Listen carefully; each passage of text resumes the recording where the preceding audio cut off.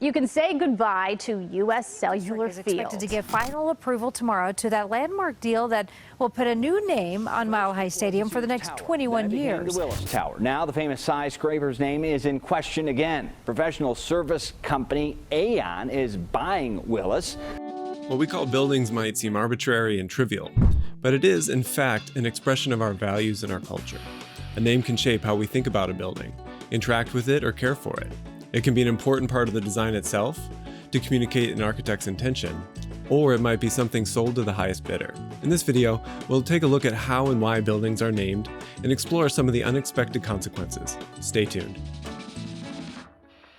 Hello, welcome to Architecture with Stewart. I'm Stewart. Here in Chicago, it seems like building names are always in the news for some reason. Whether it's Comiskey Park changing to U.S. Cellular Field or to Guaranteed Rate Field, the name changes are often followed by a collective refusal to adopt the new name. And then over time, everyone just gives in because it seems to make communication a little bit easier. This building was built in 1973 to house the corporate offices of the Sears Corporation. They sold the building and moved out in 1988, only 15 years later, but the name stuck around until 2009. Then it was renamed after the Willis Group, who agreed to pay $1 million per year until the year 2025 for the name recognition that the change would offer. These kinds of name changes happen all the time and get forgotten as quickly as they change. For instance, did you know that Wrigley Field used to be Weigman Park? All right, what about smaller? Spelled S-M-L-L-R, because we make things smaller, and this would be like a smaller version of the word smaller. Looks like smaller. Either way, naming a building can be complicated, it can be costly, and an important action that can have real consequences for everyone involved. Naming something categorizes it. It gives it a personality, and it sets us up to understand it in a certain way. It allows for us to talk about it easily by offering a common language to discuss an object or the environment. Even in the book of Genesis in the Bible, Adam is given the task of naming all the animals. God makes them all parade in front of Adam as he gives each one a name. This is telling as a certain way of understanding how we construct our image of the world. Presumably, these names are not assigned at random. Rather, they should relate to some sort of characteristic or quality of the animal. This painting's official name is called Arrangement in Black and Gray by James Abbott McNeill Whistler. And this name makes me think about the paint that the painter used, as well as the overall composition of the work. But the painting is also known as Whistler's mother. Now, doesn't that change how you see it? Audience members used to compliment the composer Aaron Copland on his piece Appalachian Spring by saying that they could hear the mountains and sense the spring when they were listening to the song. But Copland didn't even name the song. It was named by the ballet choreographer after it was written.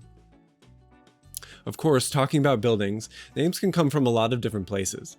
An architect might be responsible for the name of a building, but it might also come from the client, or a third party might be responsible for it.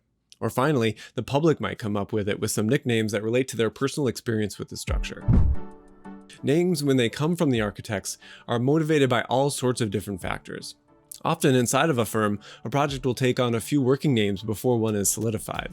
That name can come from the client's name, as in the Farnsworth house, or it could come from the town it's in, or it might come from the street that it's on.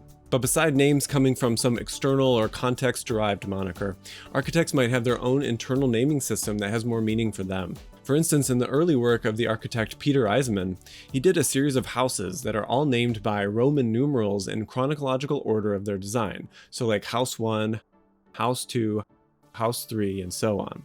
While most of these were commissioned houses, the series could also be imagined by virtue of their nomenclature as a series of sightless conceptual design exercises. That way, if the house is built or not, it doesn't really matter. For Eisenman, the work of the architect had already been done by making the drawings and conceptualizing the challenges that he set forth with during the design process. And for him, it's more important to see these houses as a progression of an architect working on a consistent conceptual problem.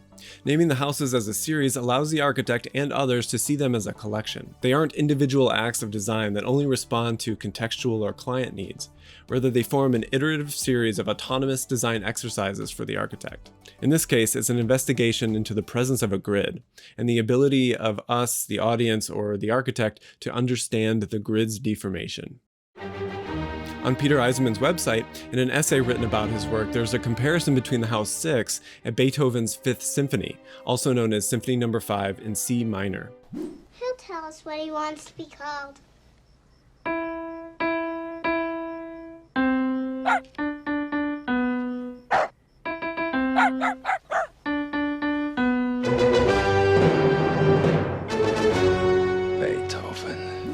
This essay makes the analogy that this house, House 6, is Eisenman's most famous, but house number 2 is actually where the original voice really emerges, in the same way that Beethoven's Third is a transitional piece that prefigures Beethoven's Fifth.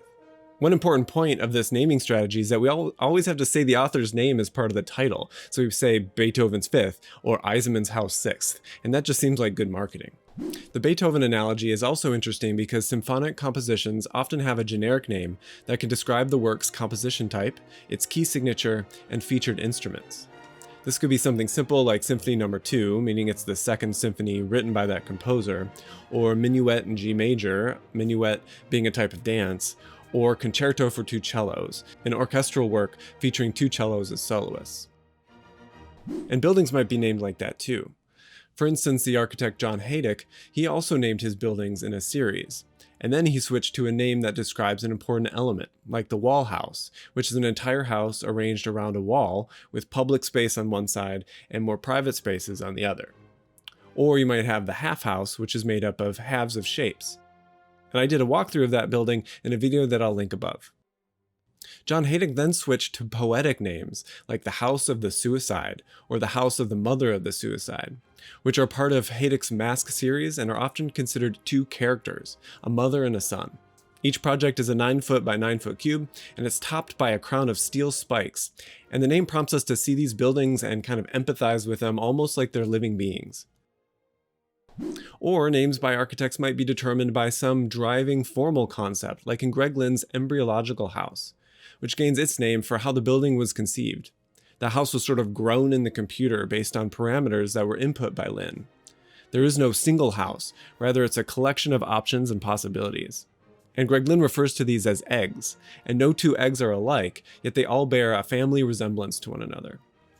And even today, we have a number of practices that sit on a spectrum. And with practices like MOS Architects, they take a similar approach to that composer idea. For instance, they have house number 17, also known as house with 10 trees, or house number 15, which is house with 2 chimneys. Michael Meredith, one of the firm's 2 principals, is also a kind of amateur composer, so this is perhaps where he got the inspiration. It also works well for a website when the buildings are all listed in a row. But not all names come from the architect. Many are assigned by the owner or the developer. And these are often chosen to evoke some particular association to give a building a sense of class or elegance. And these have varying relationships to the actual architecture itself. One notable example is the Aqua Tower here in Chicago, designed by Jeannie Gang. Jeannie Gang's office was supported by the architect of record, Lowenberg Associates. And the real unique design work for the building has to do with the balconies on the exterior, while the interior is relatively standard. However, this largely skin-deep design strategy, it creates a unique visual identity for the building. And the name Aqua was assigned by the developer, and it fits the nautical theme of their other buildings. It references those wave-like balcony forms, as well as the tower's proximity to Lake Michigan. But names don't always create such a synthetic relationship. Some names for stadiums change so regularly that you can hardly keep up. And sometimes, as history unfolds, a name might become problematic for various reasons. At my alma mater, it was determined that Woodrow Wilson no longer represented the ideas of the public policy school. The decision was made to change the name of the school and the building, which is now called Robertson Hall, and it's named after the patron who funded the construction of the building. And that building was ultimately designed by the architect Minoru Yamasaki. Minoru is the architect of the original World Trade Center towers, which were tragically lost on September 11, 2001. Today, if you say the Twin Towers or World Trade Center in the United States, that name brings up all sorts of associations and memories of the tragic events that happened on September 11th. So the building name became synonymous with a date, events, and an entire group of people that were affected by it. The replacement for these towers also went through a thorough review before deciding what it was going to be called. Originally, it was going to be called the Freedom Tower, but in 2009, the Port Authority changed the official name of the building from Freedom Tower to One World Trade Center. And they stated that this name was the easiest for people to identify with, as they looked for the least controversial name for marketing purposes. But back to Yamasaki, who had another building meet an untimely fate of demolition. That project was called Pruitt-Igoe, a huge housing development in St. Louis that failed its inhabitants in both design, maintenance, and policy. And on July 15, 1972, at 3:32 p.m., these buildings began the process of implosion, and thus ending the modern movement of architecture. The name Pruitt-Igoe, like the Twin Towers, has become a symbol, which is much greater than the buildings that they were originally the names of. But back in that building at Princeton, people endearingly used to call it Woody Woo, a play on the name for the school and the building. This kind of nicknaming by the public, after a building's construction and its occupation, it can also be a powerful force. In Chicago here, we have buildings that we call the Corn Cobs, for pretty obvious reasons, I think. The real name is Marina City, and the shape of the building is actually the result of a careful calibration between the efficient interior layout with the structural capacity of the concrete. But the corn reference is such a powerful reflection of how people see the building, regardless of the clever architectural principles that gave rise to it. Not all nicknames are endearing though, and some reflect the public's disdain for a project that they feel disregards the public's best interest. OMA's CCTV tower was nicknamed the Pants by the local population, and they didn't mean this lovingly. Another might be the bathtub, which seems like it had to be designed specifically to look like a bathtub. However, I can't vouch for that.